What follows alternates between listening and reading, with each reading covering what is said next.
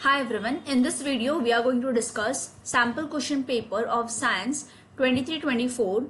This is the fourth part of the video जहाँ पे हम section D को समझने वाले हैं जो कि हमारे 5 marks questions है. So let's see question number 34 first. Rahmat classified the reaction between methane and chlorine in the presence of sunlight as a substitution reaction. Support Rahmat's view with suitable justification and illustrate the reaction with the help of balanced chemical reaction. तो आपको chemical reaction पूछी है बताने के लिए. So let's see the reaction here. Methane का formula होता है CH4. जब ये रिएक्ट करता है क्लोरीन के साथ Cl2 के साथ तो सब्स्टिट्यूशन रिएक्शन अगर होगा टू प्रोड्यूस क्लोरोमीथेन. क्लोरोमीथेन हमें मिलता है CH3Cl and hydrochloric acid HCl. इस रिएक्शन को हम फोटोकेमिकल रिएक्शन कहते हैं because it is been happened in the presence of light. तो ये जो आपकी रिएक्शन है, रिएक्शन कुछ इस तरह से बनेगी. बैलेंस केमिकल रिएक्शन की अगर हम बात करें तो बैलेंस केमिकल रिएक्शन बनेगा यहाँ पे methane plus chlorine, you will get chloromethane plus HCl hydrochloric acid. Okay, let's move to the next question. Chlorine gas was prepared using electrolysis of brine solution. तो ब्राइन सोल्यूशन का electrolysis हुआ है. Brine solution we know that it is NaCl. तो NaCl का जब electrolysis होता है तो हमें क्लोरीन गैस मिलती है. Write the chemical equation to represent the change and identify the other products formed in the process and give one application of each. So we know that जब brine solution का electrolysis होता है तो we get Cl2 gas. Cl2 gas हमें मिलती है. उसके साथ साथ we also get NaOH sodium hydroxide जिसको हम caustic soda कहते हैं. Right? So electrolysis of brine solution is a process that uses electricity to break down the brine, that is salt water. इस पर्टिकुलर केस में जो हमें product मिलते हैं that is chlorine gas, hydrogen gas and sodium hydroxide. इस process को हम कहते हैं chloro alkali process. So brine solution है, उसका जो रिएक्शन है वो हमें मिलेगा NaCl plus H2O, we get NaOH plus Cl2 plus H2. So brine solution जो है उसका अगर हम ब्रेक डाउन देखें तो NaCl जो है it will get break down into Na plus and Cl minus, right. And जो H2O है, H2O will break down into H plus and OH minus. Similarly जो Cl क्लोरीन के जो यहाँ पे एनायन फॉर्म हुआ है, this 2 Cl minus will combine together to form Cl2 and you will get 2 electrons. तो we know that Cl minus, एक chlorine के पास एक एक्स्ट्रा इलेक्ट्रॉन है, 2 इलेक्ट्रॉन्स रिलीज होंगे, Cl2 फॉर्म होगा, 2 इलेक्ट्रॉन्स हमें मिलेंगे एट एनोड. एनोड पे 2 इलेक्ट्रॉन्स जो है वो पास होंगे. ये जो 2 इलेक्ट्रॉन्स है that will move towards the cathode. तो कैथोड पे 2 इलेक्ट्रॉन्स आएंगे साथ में क्योंकि कैथोड नेगेटिवली चार्ज है. So it will have 2 hydrogen ions from this breakdown. H2O का जो ब्रेकडाउन हुआ है इसमें से ये जो H प्लस है this will combine with 2 electrons and you will gate hydrogen gas at cathode, right. So chlorine gas जो है वो एनोड पे फॉर्म हो रही है और हाइड्रोजन गैस जो है वो कैथोड पे फॉर्म हो रही है. सिमिलरली जो NaCl का ब्रेकडाउन हुआ था इसमें से Cl जो है वो एनोड पे गया, लेकिन जो Na प्लस है जो सोल्यूशन में प्रेजेंट है एंड H2 का जो ब्रेकडाउन हुआ तो जो H प्लस है that move towards the cathode, but जो OH माइनस है this Na plus and OH minus ये कंबाइन होंगे and you will get NaOH. इस तरह से हमें NaOH, हाइड्रोजन गैस और क्लोरीन गैस मिलते हैं as a product. This will be a product. And इसके जो यूजेस है हाइड्रोजन NaOH Cl2 के जो यूजेस है वो इस तरह से है. सोडियम हाइड्रोक्साइड जिसको हम कॉस्टिक सोडा भी कहते हैं उसके यूजेस रहेंगे आपके. सोडियम हाइड्रोक्साइड के यूजेस है degreasing of metals, preparation of soap and detergent, paper making and artificial fibres. And जो हाइड्रोजन गैस प्रोड्यूस हुआ है उसके यूजेस रहेंगे fuels, margarine, manufacture of ammonia for fertilisers. तो इस तरह से यूजेस रहेंगे. Now let's the next question. Raina, while doing certain reaction, observe that heating of substance X with vinegar-like smell. तो जो सब्सटेंस X है वो जिसकी विनेगर लाइक स्मेल है is been reacted with substance Y which is used in as an industrial solvent. Industrial solvent की तरह हम substance Y को यूज करते हैं. इन दोनों का क्या हुआ है, रिएक्शन हुआ है. किसके प्रेजेंस में हुआ है, in the presence of concentrated sulphuric acid और a water bath gives a sweet smelling liquid Z. तो स्वीट स्मेलिंग एक लिक्विड है जो हमें मिलता है जिसका मॉलिक्यूलर फॉर्मूला दिया है C4H8O2. When heated with caustic soda, ये जो स्वीट स्मेलिंग Z है इसको जब हम कॉस्टिक सोडा यानी NaOH के साथ जब रिएक्ट करते हैं तो हमें फिर से जो Z है Z gives back the sodium salt. Sodium salt मिलता है हमें एंड कंपाउंड Y हमें फिर से मिलता है। तो आपको आइडेंटिफाई करना है X, Y एंड Z और इसको केमिकल इक्वेशंस के साथ रिप्रेजेंट करना है। So you can note here कि जो X है, X इज विनेगर लाइक। तो विनेगर लाइक सब्सटेंस कौन सा है? That is nothing but the acetic acid, that is we can call it ethanoic acid या फिर एसिटिक एसिड। जो X है आपका, that is your acetic acid.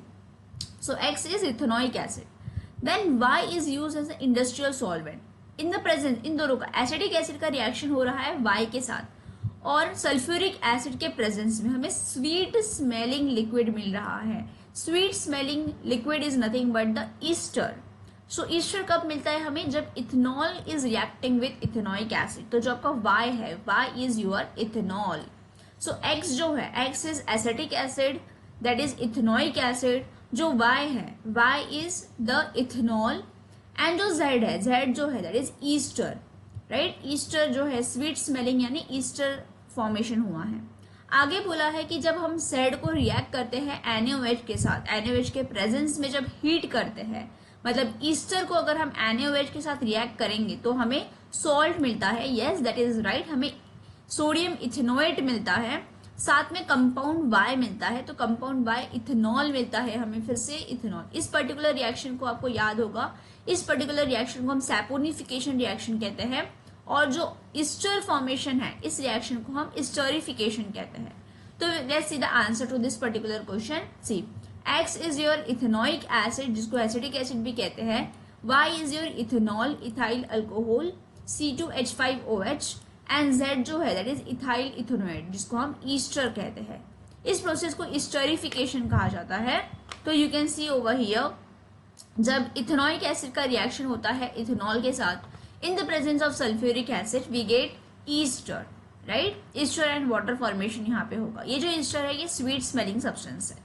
फिर इस ईस्टर को जब हम रिएक्ट करते हैं इन द प्रेजेंस ऑफ NaOH जिसको हम सैपोनिफिकेशन कहते हैं, तो हमें इथेनॉल यानी कंपाउंड Y मिलता है फिर से and we get CH3 sodium salt, sodium salt that is sodium ethanoate हमें मिलते हैं। Let's see the next question. Given below are certain conditions you have to analyze the possible impact on a person. क्या impact होगा? First दिया है testes of a male boy are not able to descend into scrotum during his embryonic development. जो sperm formation है वो adversely affect होगा because जब sperm formation होता है then it requires a lower temperature than the body temperature. Sperm formation जो है that will be affected. Second है vas deferens of man is blocked. Vas deferens जो है वो प्लक्ड हो गया है। तो vas deferens is a passage जो कि रिस्पॉन्सिबल है for the transfer of sperms. तो ट्रांसफर ऑफ स्पर्म के जो है वो वास्ट डिफरेंस के थ्रू होता है। तो अगर वो प्लग्ड हो गया है तो स्पर्म्स जो है वो फर्दर ट्रांसफर नहीं होंगे। So sperms will not be transferred further. अगर हम नेक्स्ट देखें तो prostate and seminal vesicles are not functional. आपके प्रोस्टेट और सेमिनल वेसिकल्स जो है वो फंक्शन नहीं कर रहे हैं। तो अगर आपके फंक्शनल नहीं कर रहे हैं तो they will not add secretions for nourishment and medium for the transport of sperm. Next है egg is not fertilize in a human female. Egg fertilize नहीं है। तो अगर एग फर्टिलाइज नहीं है तो वी नो दैट कि जो यूटरस लाइनिंग है that will break down. The thickening जो है, thickening of the lining of uterus will break, leading to a discharge of blood and mucus along with unfertilized egg. Unfertilized egg blood के साथ जो है वो बाहर आ जाएगा। इस पर्टिकुलर कंडीशन को हम कहते हैं menstruation, राइट। लास्ट जो हमें दिया है the placenta does not attach the uterus. Placenta अगर यूटेरस से अटैच नहीं है तो क्या होगा? तो जो न्यूट्रिशन और ऑक्सीजन है वो प्रोवाइड नहीं होगा टू द एम्ब्रियो। अगर प्लेसेंटा अटैच नहीं है तो एम्ब्रियो को जो न्यूट्रिशन और ऑक्सीजन चाहिए वो उसे नहीं मिलेगा, जिसकी वजह से सीरियस इम्प्लीकेशंस हो सकते हैं एम्ब्रियो के ऊपर। एम्ब्रियो की जो ग्रोथ है उसके ऊपर सीरियस इम्पैक्ट हो सकता है। So this are all some of the conditions जहाँ पे सीरियस कंडीशंस है, जहाँ पे पॉसिबल हमें एनालिसिस करने के लिए बोला था and we have described it. Okay, next question जो है वो कहता है अ डॉक्टर हैज एडवाइज सभी to reduce the sugar intake. Sugar intake कम करने के लिए कहा है डाइट के अंदर और रेगुलर एक्सरसाइज करने के लिए कहा है जब डॉक्टर ने उसकी ब्लड टेस्ट रिपोर्ट चेक की। तो which disease do you think Sameer is suffering from? We know that अगर शुगर इंटेक कम करने के लिए कहा है तो he must be suffering from diabetes. Name the hormone responsible for this disease. तो जो हार्मोन होता है जिसके वजह से शुगर जो है इम्बैलेंस होती है हमारी बॉडी के अंदर, शुगर को मेंटेन करने का जो काम होता है, that is the hormone is insulin. Organ जो इंसुलिन को प्रोड्यूस करता है दैट इज पेनक्रियास। सो जो डिसीज है उसका नाम है डायबिटीज। जो हार्मोन है दैट इज इंसुलिन एंड जो ऑर्गन प्रोड्यूस करता है that is pancreas. Which hormone is present in the areas of rapid cell division in plant. तो साइटोकिनिन इज द हार्मोन जो प्रेजेंट होता है rapid cell division in plants में। And which hormone inhibits the growth, and कौन सा hormone है जो growth को इनहिबिट करता है, that is abscisic acid. This is the answer to this particular question. Now let's move to the next question, question number 36। Diagram given है हमें और पूछा है कि एक थीन लेंस है जिसका फोकल लेंथ है 5 मीटर। तो लेंस है, you have been asked what kind of lens it is. तो the lens will be you have to identify the lens if the real inverted image is formed by this lens। real और inverted image जो है वो कौन सा lens बनाता है? real और inverted image is only possible by the convex lens। तो जो type of lens है that will be your convex lens, right? then आगे बोला है distance जो image बनी है is at form at a distance of 7 centimeter from the pole। image distance given है, focal length 5 meter given है हमें। We know that convex lens है, तो कॉन्वेक्स लेंस अगर है तो कॉन्वेक्स लेंस का फोकल लेंथ जो होता है वो पॉजिटिव होता है। तो यहाँ पे आपका जो फोकल लेंथ है that will be positive in nature. That image distance जो है, क्योंकि रियल और इन्वर्टेड है तो इमेज डिस्टेंस भी आपकी पॉजिटिव रहेगी, तो पॉजिटिव 7 मीटर यहाँ पे इमेज रहेंगी। कैलकुलेट करना है आपको ऑब्जेक्ट की पोजीशन, मतलब आपको यू की वैल्यू फाइंड आउट करनी है। तो एफ गिवन है हमें, वी गिवन है, यू फाइंड आउट करना है। सो here convex lens 1 upon f is equals to 1 upon v minus 1 upon u। this is the lens formula which is we know this is your lens formula। in this particular case v जो है image distance जो है वो 7 metre है, focal length 5 metre है। Positive इसलिए लिया है हमने क्योंकि convex lens है। now putting this values in your formula we get 1 upon 5, focal length is 5, 1 upon v is 7 and minus 1 upon u। so if you solve this 1 upon u as we kept it transfer to the left hand side, 1 upon 7 minus 1 upon u we get 5 minus 7 upon 35। 5 minus 7 will be minus 2 upon 35 and u की value हमें मिलेंगी minus 35 by 2 that is minus 17.5 metre. Okay, तो जो object है that is minus 17.5 metre, it will be to the left, minus negative में है तो left side में फॉर्म होगा left of the convex lens. Object जो है वो 17.5 मीटर डिस्टेंस पे हम प्लेस करेंगे लेफ्ट साइड पे। We know about the sign conventions, left hand side में कोई भी अगर चीज है तो वो उसके जो वैल्यूज रहते हैं हम वो निगेटिव लेते हैं। राइट हैंड साइड की जो वैल्यूज होती है उसको हम पॉजिटिव लेते हैं।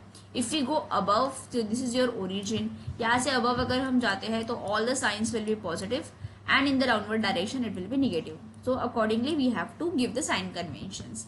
एज कॉन्वेक्स लेंस है तो कॉन्वेक्स लेंस का फोकल लेंथ क्योंकि पॉजिटिव साइड में होता है इसलिए हमने कॉन्वेक्स लेंस का फोकल जो है वो हमने 5 मीटर जो है वो पॉजिटिव लिया है।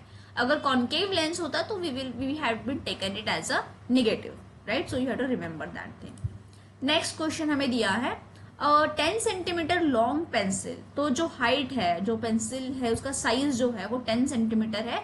तो this will be the height of object HO is placed at 5 centimetre in front of concave mirror. Now you can C concave mirror की बात हो रही है, तो ये जो डिस्टेंस है object distance u that will be equals to -5, negative में रहेगा। Having the radius of curvature 40 centimetre, concave mirror है तो फोकल लेंथ जो है that will be negative, focal length आपकी निगेटिव रहेगी। रेडियस ऑफ कर्वेचर 40 सेंटीमीटर दिया है तो focal length half of radius of curvature होता है, तो फोकल लेंथ जो रहेगी यहाँ पे वो -20 सेंटीमीटर रहने वाला है। आगे बोला है determine the position of image, मतलब v की वैल्यू आपको निकालने के लिए कहा है। तो 5 सेंटीमीटर ऑब्जेक्ट जो है वो 5 सेंटीमीटर है, -5 सेंटीमीटर। फोकस जो है दैट इज -20 सेंटीमीटर। v आपको फाइंड आउट करना है और साइज ऑफ इमेज यानी हाइट भी निकालनी है आपको। hi की वैल्यू भी आपको निकालनी है एंड ho की वैल्यू आपको गिवन है दैट इज 10 सेंटीमीटर, जो कि पॉजिटिव रहेगा क्योंकि ऑब्जेक्ट को हम हमेशा अपराइट प्लेस करते हैं। तो height of object is going to be positive. So now let's see this particular answer. So you can see over here जो मिरर है, मिरर का फॉर्मूला होता है 1 upon f is equals to 1 upon v plus 1/u। As we have seen कि u जो है वो -5 centimetre रहेगा, focal length is half of radius of curvature, so we get -20 centimetre. अगर हम वैल्यू पुट करते हैं तो फोकल लेंथ की वैल्यू हो जाएगी 1/-20। You can see over here 1/f की जगह हमने 1/-20 पुट किया है।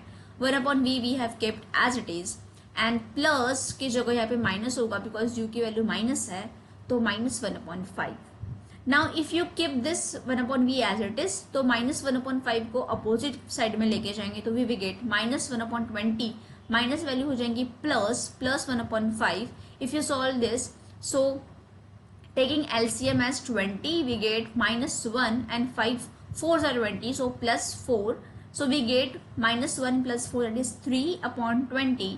if we take the reciprocal as we want to find the value of v is equals to 20/3, अगर इसको हम सॉल्व करते हैं तो we get 6.67 सेंटीमीटर। सो जो इमेज है वो बनी है 6.67 metre behind the mirror. Why? Because v की वैल्यू हमें पॉजिटिव मिली है। अगर v की वैल्यू पॉजिटिव मिली है मतलब आपके लेंस के राइट हैंड साइड पे जो है वो इमेज बनी है। Now from the formula of magnification we have h2/h1 is equals to minus of v/u। v की वैल्यू हमें मिली है 20/3 अपॉन u जो है दैट इज 5। एज 5 जो है u की वैल्यू -5 है, तो this minus and this minus becomes plus, and if you solve this we get 4/3। तो मैग्निफिकेशन जो है that we get 4/3 over here। okay, now next आपको बोला है that you have to draw the ray diagram। Size जो है that is 4/3। रे diagram show करने के लिए कहा है आपको above mention इसके लिए, so you can see the ray diagram over here। इस तरह से आपका रे डायग्राम बनेगा। so I hope all the questions are clear to you। if you have any doubt you can comment in the comment section below। in the next video we are going to see section E।